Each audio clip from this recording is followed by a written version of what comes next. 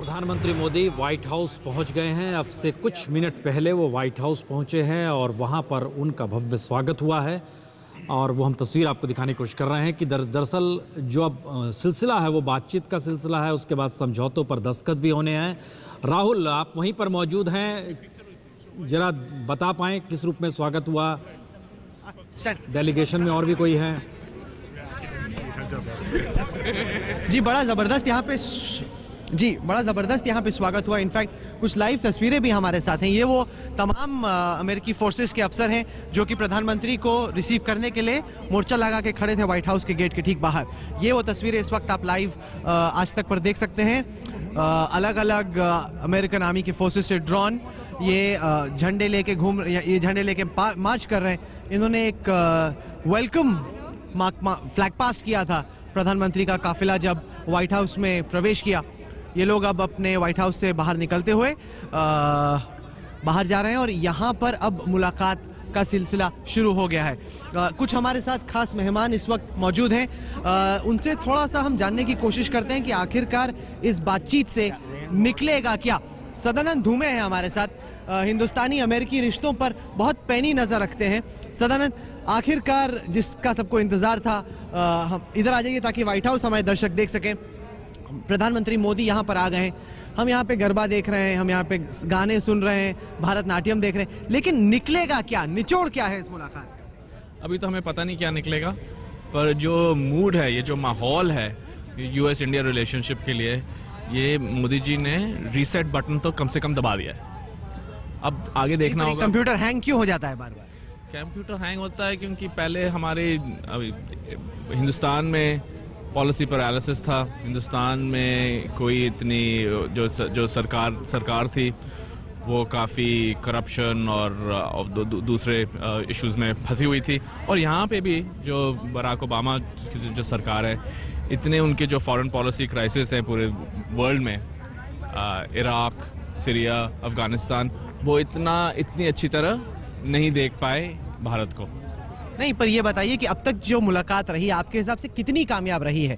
कल हमने देखा, हम कलर तो बहुत देख रहे हैं, गरबा हो रहा है व्हाइट हाउस के अंदर, नवरात्रि की तमाम तैयारियां वहाँ पे की गई हैं, लेकिन आपके हिसाब से जिस उम्मीद के साथ मोदी यहाँ पर आए थे कि अमेरिका के साथ कारोबार बढ़ेगा, क्या उस सूरत में, क्या उस दिशा में हम लोग बढ़ पा रहे हैं?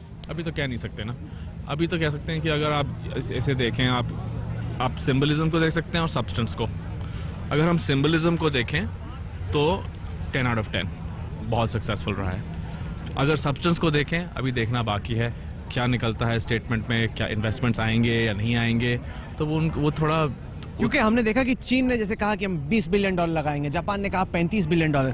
अमेरिकी कंपनियों को पटाना मनाना काफ़ी मुश्किल है, क्योंकि जब वो मीटिंग में भी आए बड़े कड़े सवाल पूछ रहे थे पीएम से, तमाम समस्याओं के बारे में जिनका सामना उन्हें करना पड़ता है। क्योंकि सिस्टम अलग है ना यहाँ पे। अगर आप जापान को देखें, चीन को देखें, वहाँ पे सरकार कह सकती है कि हम $20 बिलियन ले आएंगे, यहाँ $35 बिलियन। यहाँ पे तो सब प्राइवेट सेक्टर चलता है ना, तो यहाँ पे उनको आपको पर्सुएड करना पड़ता है 1 by 1। आप आओगे, ये आपके लिए रेड कारपेट है, तो थोड़ा यहाँ पे थोड़ा मुश्किल है। चलिए, इसके बाद प्रधानमंत्री मार्टिन लूथर किंग मेमोरियल भी जाने वाले हैं। सदानंद, बहुत बहुत शुक्रिया। प्रसून, मैं चाहूँगा कि हम आपको दिखाएं कि यहाँ पर तस्वीर किस तरह की इस वक्त, अगर आप देखें व्हाइट हाउस के बाहर के जो लॉन्स हैं वो मानो चांदनी चौक या इंडिया गेट बन गए हों। अलग अलग रंग में लोग यहाँ पर आए हैं। कोई गरबा कर रहा है, कोई डांस कर रहा है, तमाम महिलाएं। मैं एक बार आपको आगे ले जाके दिखाना चाहूँगा।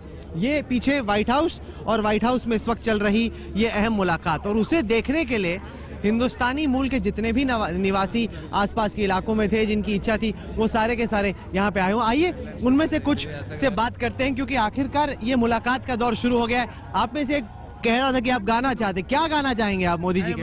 ऐ वतन जल्दी से गाइए, बताइए। ऐ वतन हमको तेरी कसम, तेरी राहों में जहाँ तक लुटा जाएंगे। फूल क्या चीज़ है तेरे कदमों पे, हम भेंट अपने सरों की चढ़ा जाएंगे। ऐ वतन, कोई पंजाब से, कोई महाराष्ट्र से, कोई यूपी से है, कोई बंगाल से, कोई पंजाब से, कोई महाराष्ट्र से, कोई यूपी से है, कोई बंगाल से।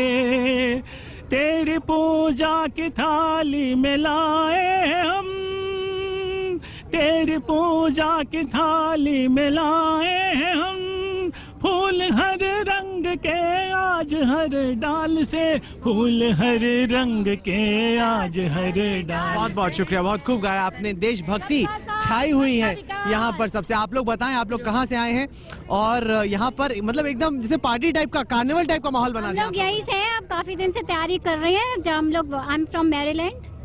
जी, मेरीलैंड के गवर्नर भी आए थे मोदी जी से मिलने के लिए यहाँ पे, तो मतलब लगता है कि व्हाइट हाउस के बाहर के लॉन्च को कैप्चर कर लिया हिंदुस्तानियों ने। आज जो है उत्सव का दिन है हमारे लिए, यूएस इंडिया पार्टनरशिप का दिन, और आज हम अपनी जो डाइवर्सिटी है, हमारी सांस्कृतिक जो विरासत है, उसको शोकेस करने के लिए व्हाइट हाउस के सामने आए हैं कि हम लोग कितने भिन्न भिन्न हैं फिर भी हम एक हैं।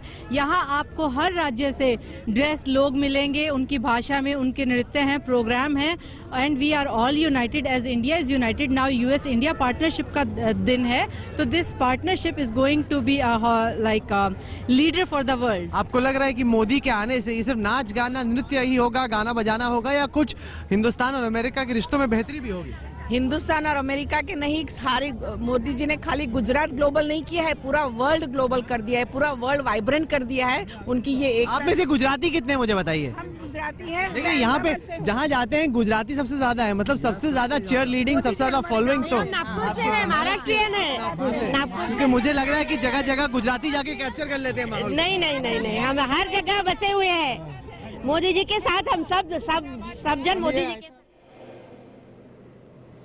वतन की याद जरूर आ रही है अमेरिका में, और तमाम लोग अपने वतन को याद करके बॉलीवुड के उस गीत को भी गा रहे हैं। लेकिन जिन तस्वीरों को हम आपको स्क्रीन पे दिखला रहे हैं, वो मुलाकात का सिलसिला जो वाइट हाउस में शुरू हुआ है, उसकी तस्वीरें हम आपको दिखा रहे हैं। चंद मिनट पहले पहुंचे हैं, लेकिन हम उस चर्चा को ज़रा सा आगे बढ़ाएं। मुनी साहब, ये आप, हम लोग ब्रेक में जब जिक्र करते उसी बात का जिक्र वहाँ पर भी हो गया कि एक मनमोहन सिंह के उस दौर में एक पैरालिसिस था जो वर्क नहीं कर रहा था, और एक सवाल और जहन में आया कि ब्रेक थ्रू को लेकर कोई कुछ कहना नहीं चाह रहा है कि कुछ भी होगा, जो भी वहाँ पर जिनसे भी बात हो रही है, और ये कल से सिलसिला चल पड़ रहा है कि क्या होगा किसी को नहीं पता है, कुछ होगा भी या नहीं होगा।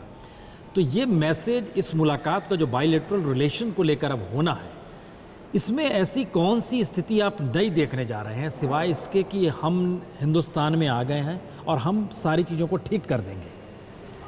आप निवेश कीजिए।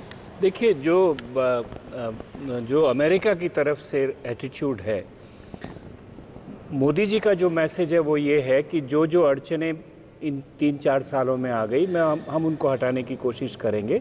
इसीलिए जैसे पहले इन्वेस्टमेंट आ रहा था, जैसे पहले हमारी ग्रोथ चल रही थी, वैसे ग्रोथ चलेगी। एक अंडरलाइंग मैसेज ये, लेकिन इसकी कोई गारंटी नहीं है कि अमेरिकन स्टेट और अमेरिकन बिजनेस खाली इस वादे से पिघल जाएगा।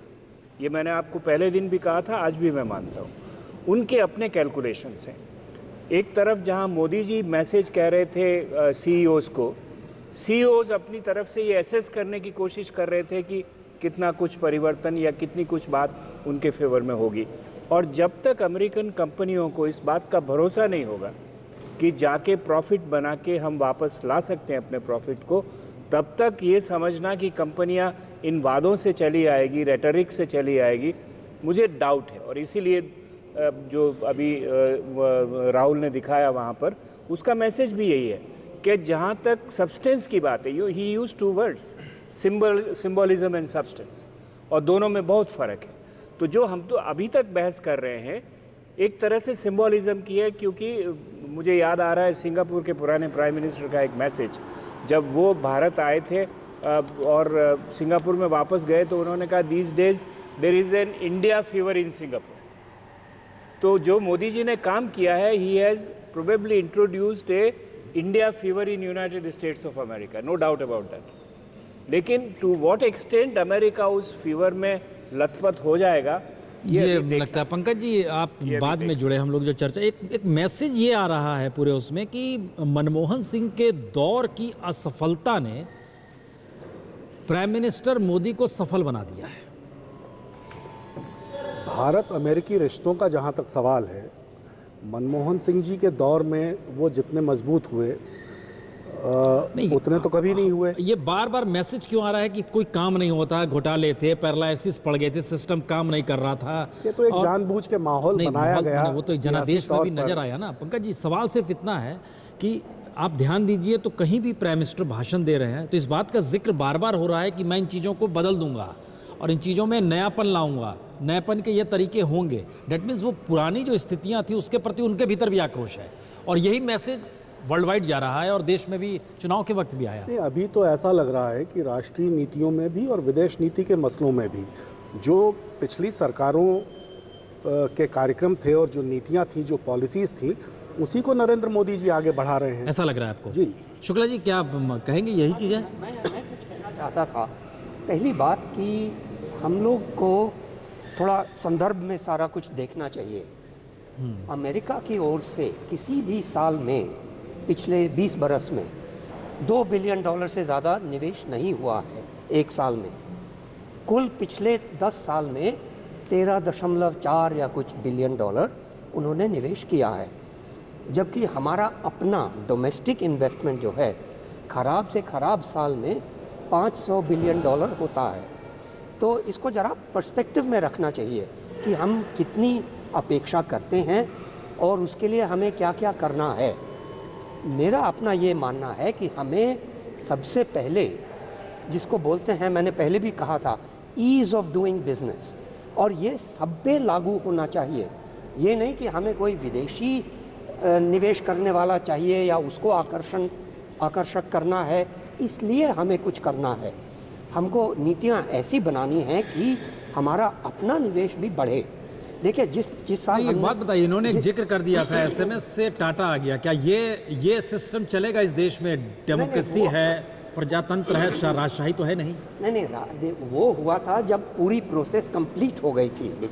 आप किसी भी बिजनेसमैन से बात करिए जो गुजरात में जिन्होंने निवेश किया है या बिजनेस चला रहे हैं, उनका सबका यही संदेश होगा कि यहाँ पे करप्शन सबसे कम है और एफिशिएंसी सबसे ज़्यादा है।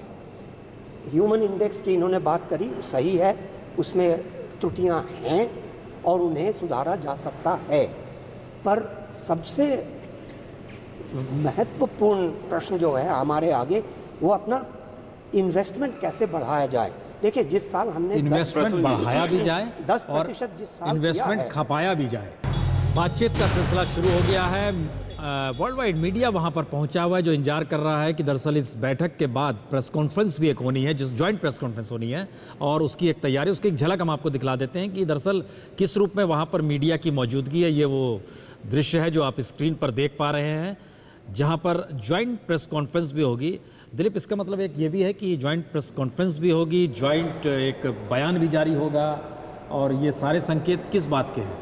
देखिए, नॉर्मली क्या होता है, जॉइंट स्टेटमेंट का एटलीस्ट पार्ट्स यहाँ पढ़ा जाएगा, और उसके बाद शायद 1-2 क्वेश्चंस भी ले सकते हैं दोनों प्रेसिडेंट और प्राइम मिनिस्टर मिलके, पर वो टॉक्स के बाद ही होगा।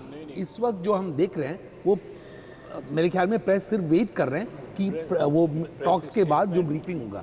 Press statement can be very different from joint. कोई नई बात नहीं है, ये हर बात होता है। नई बात तो वो एडिटोरियल था जिसका जिक्र हम लोग जॉइंट प्रेस कॉन्फ्रेंस, और उसमें कभी कभी प्रश्न लेते हैं। कभी नहीं लेते, हमारे भूतपूर्व प्रधानमंत्री नहीं लेते थे, पर मुझे आश्चर्य नहीं होगा अगर अब की बार ले लें, और उसके बाद फिर ये घोषित होता है।